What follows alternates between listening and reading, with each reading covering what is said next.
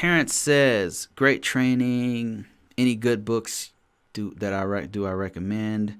I'm trying to figure out a smart ways to manage the risk management program. I have the information, but putting it together is like pieces of a puzzle that I cannot put together. Terrence, good question. I know how you feel on this one. That's exactly how I felt when I first went into risk management. Feels like there's this huge tapestry, huge puzzle, and you have to put it all together, and you're only getting bits and pieces. And that's the reason why I actually did my courses, because I hated that feeling of the bits and pieces feeling. And let me just show you where I'm going to show you a couple of resources that you can use if you're interested. If you're interested in this, then there's a few resources that I would highly recommend that could break it all down for you. And then books, you said. I'm just lining everything up so I can go through it. There's a really good book. This is called Nist. Let me see. Risk Management Framework. Books. What is that book called? I actually have this book. So I'm looking for the book that I have about it. And it is about the CAP course. Is this it? Man, why is it so hard to find? It's so hard to find stuff on this topic. It's just scattered all over the place. That's the problem. So I feel you on that one. It's just kind of all over the place. Okay, here we go. So first of all, let me show you my screen here. First of all, I would recommend this book right here. This is one of the best books. It's not cheap, as you can see, but one of the best books for learning. It's for the CAP course. I mean, for the CAP certification, which is for Nist Risk Management Framework. But the way he breaks it down is kind of putting the whole thing together. So it's one of the best books for taking the CAP certification for Risk Management Framework, but also learning the process, I would say. From a high level. He takes you from a high level and explains the why of why you do those things. And those are my favorite kinds of books. The best resource that you can use is the Nist 850-37. And that is actually on on this website right here. And this is nist.gov. If you search Google, just Google 837 Rev 2.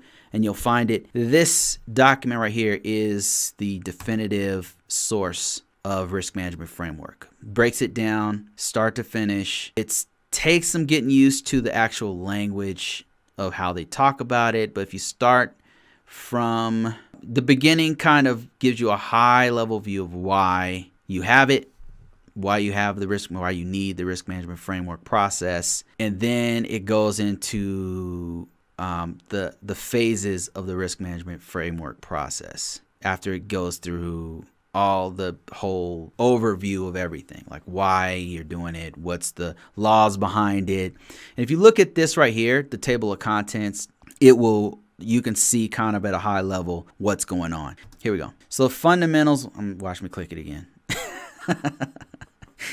Okay, so part one right here is just overview and all that kind of stuff. You can actually come back and read that later. Part 2 is telling you an overview of like how the organization's supposed to see the risk management process, what the managers are supposed to see, and then what the systems are supposed to have on them. It just gives you this bird's eye view of what the risk management framework is all about. Then the process itself is broken down on chapter 3. Chapter 3 breaks down each one of the steps. It goes from prepare to category all the way down to monitoring, continuous monitoring. So this is the definitive place to start with the risk management framework. If you want something to read, I would highly recommend this book here, especially if you're taking the CAP certification. And then this right here is the best thing you can read, and it will lead you to other documents that you can read, such as Nist 853, which you don't have to. It's more of a reference. The Nist 53, this one right here is not too hard to read. This is probably solid 40 pages of read, maybe 20 pages of reading. It's not really that long. It looks longer than it is because it has all these appendixes in there, but it has glossary and all that kind of stuff. And then the first part, like I said, is kind of like, you don't have to read through that part. The main part is like about 30 pages of that explains everything.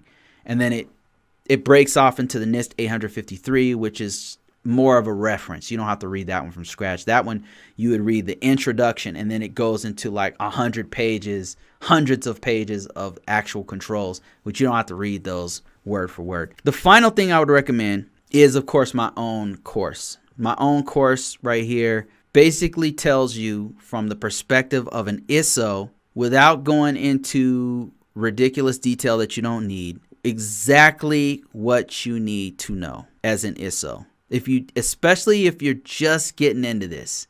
What I did was I took my own experience of doing this for the first time, and you know that feeling of it all being a puzzle that you got to put together. I eliminate that.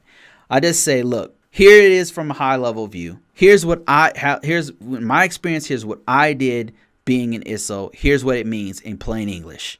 Here's the references if you want more information. Here's an intro to being an ISO for risk management framework, because there's different security people for different frameworks. But for risk management framework, here's an introduction.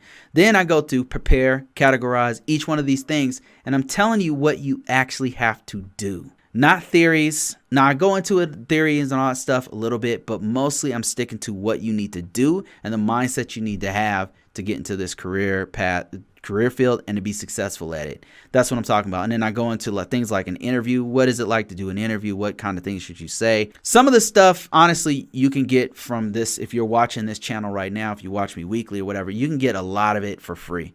But the packaging and everything I do, and then having a link to me if you want to talk to me about specific things, I'm willing to do it if you bought the course.